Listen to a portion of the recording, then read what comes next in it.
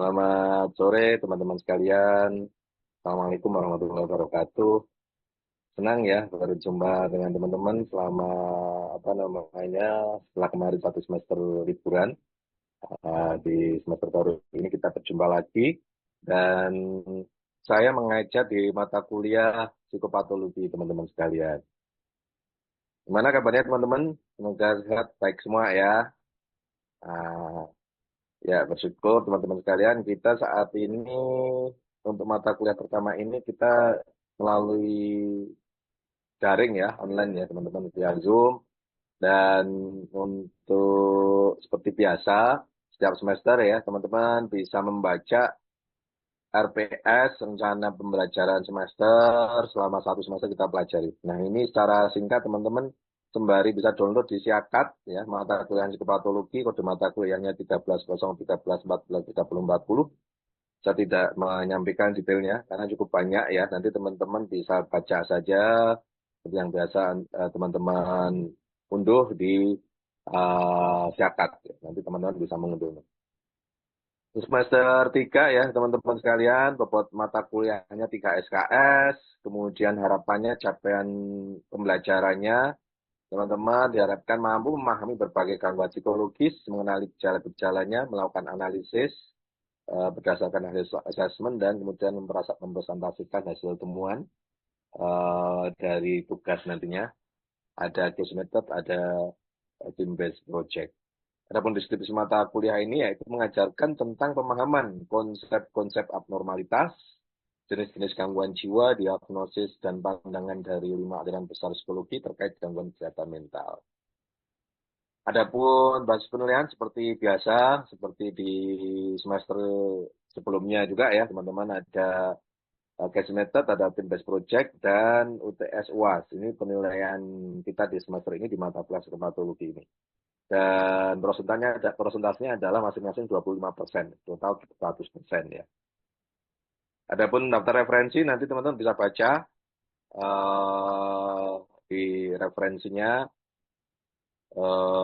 di RPS ya. Ada dari David Neil, kemudian Bully Butcher, ada Neville Ratus, kemudian Yuniarti, psikopatologi budaya. Nanti teman-teman bisa baca untuk daftar referensinya. Adapun pertemuan pertama kita hari ini dan pertemuan minggu depan, pertemuan kedua, kita akan membicarakan atau akan belajar mengenai yang pertama ini adalah kontrak belajar, ya, termasuk saya membacakan RPS ini sebagai bentuk kontrak belajar kita masuk tatap muka ya, kita total adalah 16 pertemuan termasuk case method dan PBB. Yang kemudian di hari ini kita nanti akan belajar mengenai pengantar psikopatologi, kemudian perspektif kontemporer perilaku abnormal.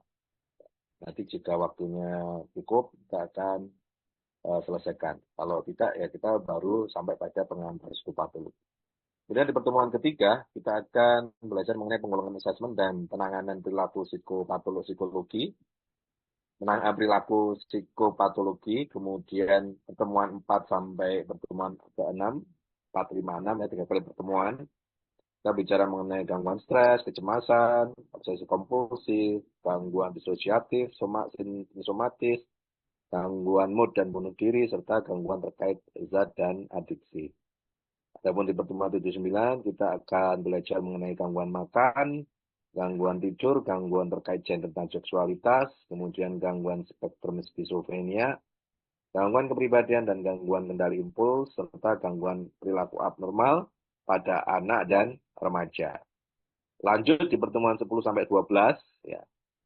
Kalau di pertemuan 9 itu anak sampai remaja, pertemuan 10 sampai 12, 10, 11, 12 fokus pada gangguan neurokognitif dan gangguan terkait penuaan ya, di usia lansia. Dan terakhir yaitu pertemuan 13 sampai 16 ada kegiatan tim base project yaitu teman-teman akan membuat project ya aplikasi asesmen klinis bersama mata kuliah psikodiagnostik 1 dan 2 dalam berbagai setting klinis. Nah, seperti semester sebelumnya ya teman-teman. Jadi Mata kuliah ini adalah mata kuliah blok yang tergabung dengan mata kuliah psikodiagnostik 1 dan 2 serta asesmen klinis begitu. Jadi nanti tim projectnya adalah membuat proyek bersama dengan mata kuliah psikodiagnostik dan psikodiagnostik 1 2 dan asesmen klinis. Ya. Nanti akan dibicarakan khusus terkait dengan pembagian kelompok, eh, pembagian tugas dan sebagainya. Kemudian, nah ini seperti semester sebelumnya juga ya kami sampaikan rubrik penilaian tentang ada 2 ya, case method dan team based project. Adapun case method ini kriterianya teman-teman serta skalanya ya, skala penilaiannya dari kurang nilainya D ke bawah ya sampai E, kemudian cukup baik nilai C, kemudian baik itu nilai B dan sangat baik nilai A. Nah, kriterianya yang kita nilai adalah ketelitian dan ketekunan dalam menganalisis masalah, kemudian kesesuaian dalam masukan data analisis masalah, kemudian tanggung jawab, dan yang terakhir adalah disiplin. Nah, ini kriteria penilaian yang misalkan saya contohkan yang sangat baik ini.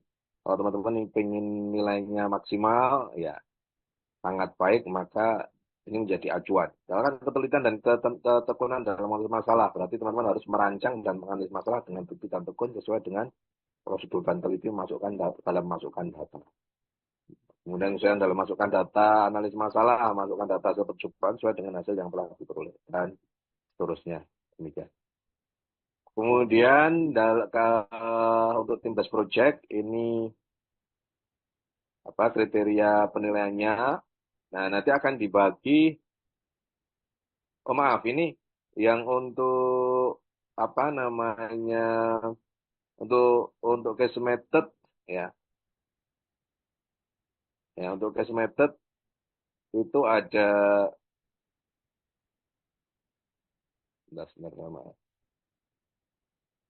Oh ya, itu case method. Kemudian untuk tim based project ini ya sama skalanya juga eh kalau tim based project ini ada 5 skala ya, mulai dari buruk, tidak baik, cukup baik, baik dan sangat baik. Ya. Sedangkan yang case method hanya 4 skala. Gitu. Kemudian prosentasenya ya tim based project, tata tulis 10%, referensi 10%, tata bahasa 10%, kemudian instrumen pendukung 10%, desain program 50%, kemenarikan bahan 10%. Ya, nanti silahkan dibaca sendiri ya, teman-teman sekalian. Eh, nah, termasuk dalam kaitannya untuk presentasi. Ya, ini juga mendapatkan penilaian untuk presentasi.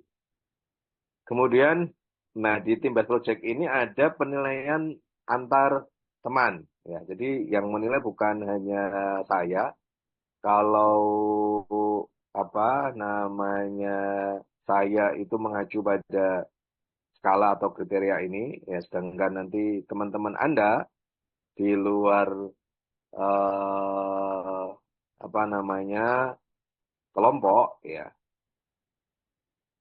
di sama kelompok ya, itu menilai temannya masing-masing. Nah, untuk itu maka masing-masing teman memberikan penilaian dengan jujur ya, amati perilaku keempat orang teman kamu dalam satu kelompok, nilai secara jujur dan kemudian nanti tak berikan tanda centang jika temanmu melakukan perilaku yang sesuai dengan pernyataan. Misalkan seperti ini ya, teman satu namanya siapa, terlibat dalam pengembangan instrumen. Kalau iya centang, kalau enggak dikosong. Ya, cukup dikosongi saja. Yang terlibat saja dalam eh, kegiatan sesuai dengan komponen observasi ini ya, pengamatan ini ya. Gitu. Cara scoringnya gampang ya. Ini total kriteria komponennya adalah 6 kali 100 yaitu skornya. Misalkan nggak 6-6-nya ada semua ya 6 kali 100 itu total. Baik, saya kira ini ya teman-teman sekalian, ini seperti yang sudah-sudah, jadi sudah bisa dipahami. Kalaupun nanti ada yang mau ditanyakan ya, nanti di akhir sesi atau di luar kelas untuk menghemat pertemuan kita di siang hari ini. Baik, teman-teman sekalian, untuk RPS saya cukupkan, kontrak kurikuler saya cukupkan. Sekarang kita menginjak ke mata kuliah atau ke materi. Ya. Apakah sudah terlihat mata kuliah apa namanya slide saya? Sudah terlihat? Terlihat, Pak. Oke, baik. Terima kasih. Ya, kita mulai ya psikopatologi, dosen pengampunya saya dan beberapa teman ya untuk kelas yang lain di kelas kita. Pengampunya adalah saya di kelas A, ya, pengampunya adalah saya. Ya. Nah, ini beberapa topik pembahasan yang akan kita bahas, teman-teman sekalian. Konsep dasar psikopatologi, dasar budaya dari perilaku abnormal, kemudian perilaku abnormal dalam berbagai perspektif. Nah, konsep dasar psikopatologi. Nah, sebelum kita mulai membahas yang apa itu psikopatologi, barangkali ada pertanyaan atau ada apa namanya ya di antara beberapa rekan mahasiswa ya, fakultas psikologi ataupun dari fakultas psikologi yang lain ya apa namanya sering istilahkan ya ada yang namanya psikopatologi bahkan di mata kuliah itu pun juga ada yang masih menggunakan ada yang menggunakan psikopatologi ada yang menggunakan psikologi abnormal tapi sebenarnya sama saja ya. Psikopatologi itu juga bicara mengenai psikologi abnormal itu juga psikopatologi. Ini hanya istilah gitu ya. Demikian teman-teman sekalian.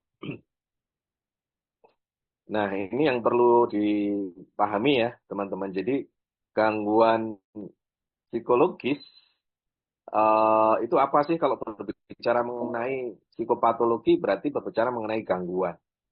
Nah, gangguan psikologis, gangguan kapan sih seorang itu dikatakan mengalami gangguan? Nah, gangguan psikologis merupakan pola perilaku abnormal yang diasosiasikan dengan kondisi tingginya tekanan emosional pada diri seseorang. Ya. Jadi ini situasi di mana ketika terjadi tekanan emosional yang tinggi, itu bisa menyebabkan gangguan psikologis. Nah, sedangkan psikologi abnormal itu sendiri merupakan cabang dari ilmu psikologi dalam rangka untuk mempelajari perilaku abnormal dan cara menolong orang yang memiliki gangguan psikologis.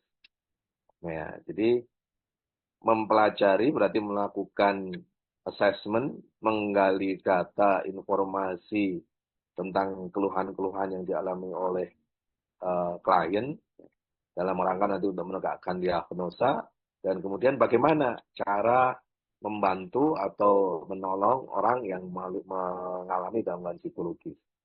Maka dalam apa namanya kaitannya dengan ini adalah ada mata kuliah asesmen klinis yang dijadikan satu blok ya. Nanti akan dibahas di alat asesmen klinis tentang bagaimana mendiagnosa seseorang, menegakkan diagnosa seseorang. Mulai bicara tentang etiologi, ya, menggali sebab penyebab, diagnosa, sampai kemudian prognosa. Nah, untuk itu maka mata kuliah psikopatologi ini menjadi satu blok dengan asesmen klinis, kemudian dengan psikodiagnostik 1, 2, ya, bagaimana melakukan observasi, wawancara dalam setting untuk memahami seorang ketika mengalami gangguan abnormalitas. Nah, ada gangguan psikologis dan gangguan mental. Ya, gangguan psikologis ya, yaitu studi mengenai perilaku abnormal secara tepat dalam jangkauan pemahaman bidang psikologi. Nah, hal ini yang paling menjadi apa namanya? Yang menjadi hal utama adalah atau yang menjadi pertimbangan utama adalah perspektif psikologis dan kultural. Jadi gangguan psikologis itu tidak bisa lepas dengan yang namanya aspek kultural, aspek budaya di mana seseorang itu tinggalan yang antara budaya timur dan barat yang berbeda.